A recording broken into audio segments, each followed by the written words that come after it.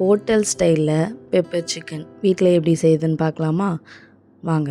ஒரு பேனில் மிளகு, சீரகம், சோம்பு, ஏலக்காய், பட்டை இது எல்லாமே ட்ரை ரோஸ்ட் பண்ணி எடுத்து வச்சுக்கோங்க.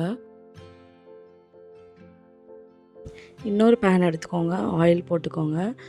திரும்ப சோம்பு, சீரகம்லாம் போட்டு தாளிப்பு போட்டு வெங்காயத்தை கட் பண்ணி போட்டுக்கோங்க.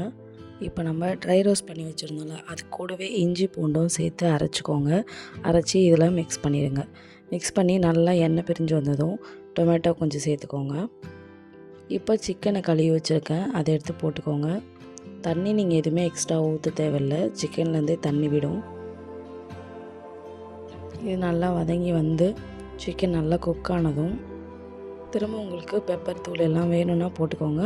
நான் இங்கே தனியா powder, red chilli powder, turmeric powder, garam masala, உப்பு இது மட்டும் தான் போட்டிருக்கேன்.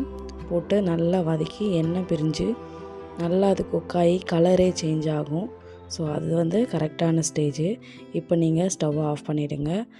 ஆஃப் பண்ணிவிட்டு கொரியாண்டர் லீவ்ஸ் போட்டு கார்னிஷ் பண்ணிங்கன்னா சூப்பரான டேஸ்ட்டில் நமக்கு பெப்பர் சிக்கன் ரெடி ஆகிடும். ஹோட்டல் ஸ்டைலில் நீங்கள் கண்டிப்பாக இதை ட்ரை பண்ணி பார்த்துட்டு உங்களோட ஃபீட்பேக்கை கமெண்ட்டில் லீவ் பண்ணுங்கள்.